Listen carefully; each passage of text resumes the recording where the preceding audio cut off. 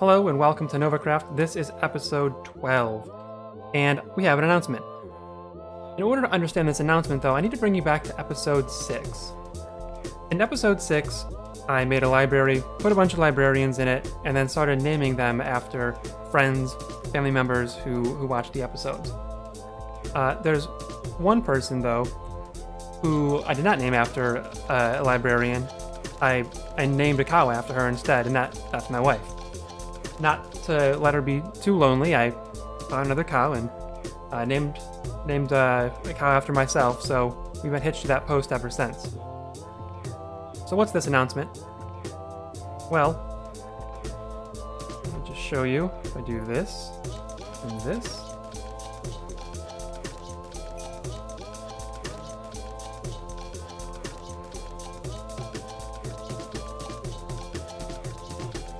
We are very excited to announce in this most peculiar of ways that we are expecting a baby around June.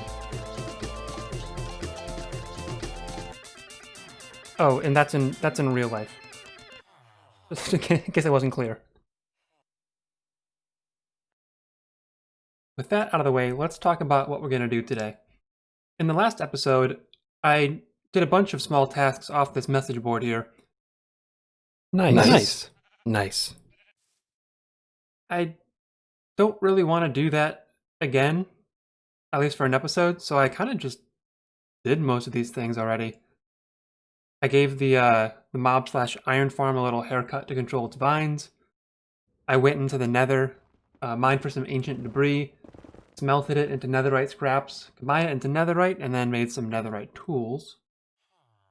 I created and decorated this town square right around the message board to have a nice kind of central point for everything.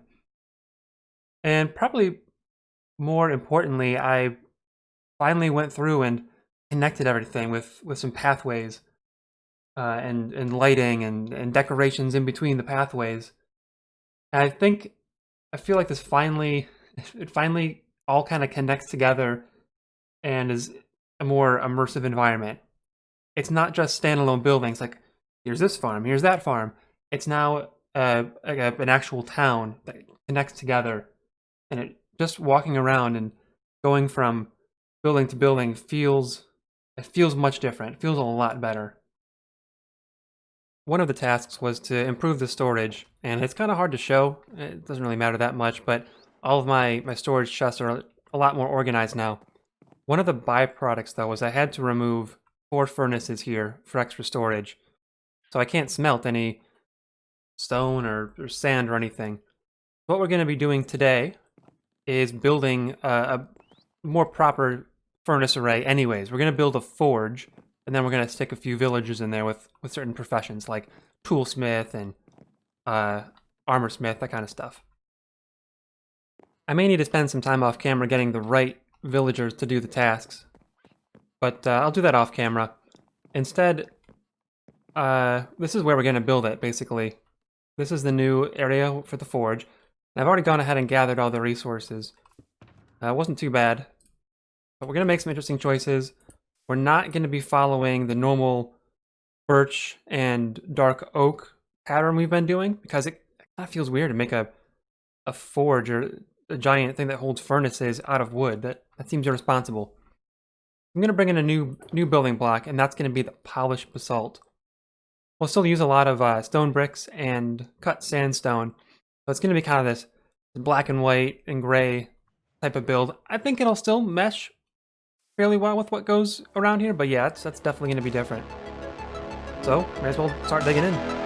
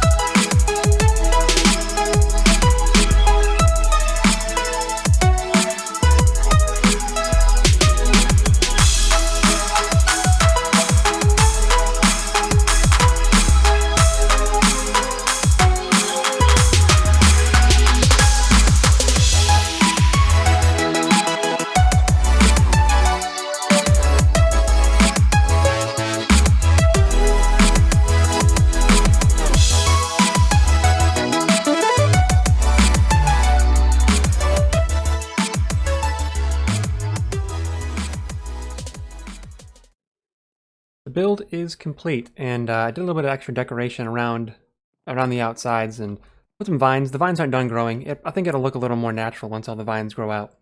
But yeah, around the base here, went with more stone and put a pile of coal. You know, as if that was what's fueling it. You know, just sitting outside. Speaking of, let me go in here and show you how this works. So basically, there's 12 furnaces inside, and there's 2 inputs. On the left here, we're going to put in whatever we want to smelt, and then on the right, we're going to put in whatever fuel source we have. So let's go ahead and do that and just show how that works. So I have a whole ton of coal, and you might not have seen it, but that lit this up right here. And our hopper minecart is basically going to suck coal out and go fill up these furnaces back and forth until either this is empty, then this rail will depower, or if the hopper that feeds into the furnace from behind gets starts overflowing, that'll also deactivate the rail. On the left-hand side, we're not quite as sophisticated, so let's put in some stone. This will keep going as long as there's something in here, but in order to actually get started, you have to push a button. I don't know why I didn't make it a little more intelligent, but that's gonna go, and you can see. Oh no, oh that's not right. These all should have turned on at the same time. Something is wrong. Okay, hang on. Okay, it's all good. All that's happening is that we have some dirt that got stuck in some of these furnaces from before. So as long as we remove all that stuff, yeah, we should be good. All right, now we've got all 12 furnaces roaring, and they're going to spit out their byproduct. It's going to feed into some hoppers that'll go into these two barrels right here. But here we have it. It's not huge. It's not going to smelt 1 billion items per hour or anything, but it's definitely going to serve our needs, and I think it looks kind of cool.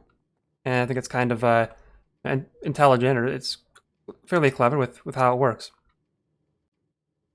Just one thing left to do, and that's we need to actually get the villagers that we're going to have in here. I built this system, again, the honey, where they would sit on it and they would not be able to jump. I think I might mix that up. I'm gonna play with some things in a creative mode to see if I can come up with a different way to get guys situated here. Of course, I forgot to record actually moving the villagers in here, but I did, and what I ended up doing for making them stand still was pretty simple. I just left them in their minecarts. You can kind of see it poking through for this guy. To make it look a little more natural though, I got some note blocks and pistons, and used the pistons to shove the note blocks into the same spot where their minecart is. Kind of makes it look like they're standing at a workbench or something. A little more natural. I couldn't find any other better block to do it with. But they're all in, they're all functional. This guy's our armor smith. He sells, surprise, surprise, armor. Only have one of them because I don't use diamond armor in this season. This guy might be the most useful one. He's our toolsmith. He sells shovels and pickaxes. I've got plenty of them already, but if I need more, if I do a big mining project, clear out a desert of sand or something like that, this is my guy. This is the weaponsmith. I need even fewer axes and swords, but if I ever do lose my sword or something like that, this is where I'm going to go to replenish that. And then finally, this is the Fletcher.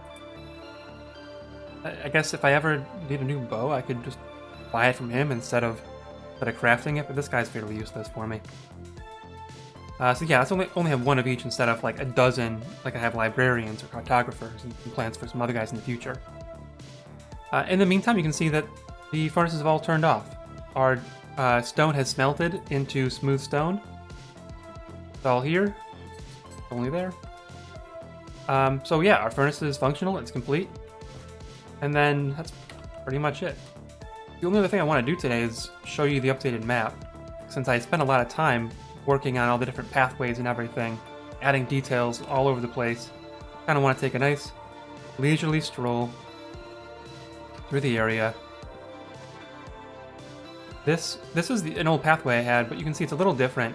For one, I've got like this tree and some growth on this side, giving a little more detail. I got the retaining wall in, but these carpets are covering some glowstone. That glowstone is going to keep the area lit up to keep mobs away, but it's not so intrusive to have torches just sticking everywhere and kind of looking ugly. So, clever lighting to assimilate it more with the environment. Got our nice little passageway down to our mine. This was a natural cavern. I don't know if you remember this at all, but this wasn't something I built. I just kind of converted it into new overlapping pathways.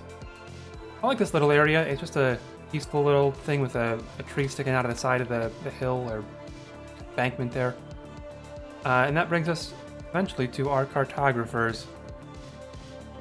That's where our map is. We first updated this in episode 4, and it's a lot bigger now.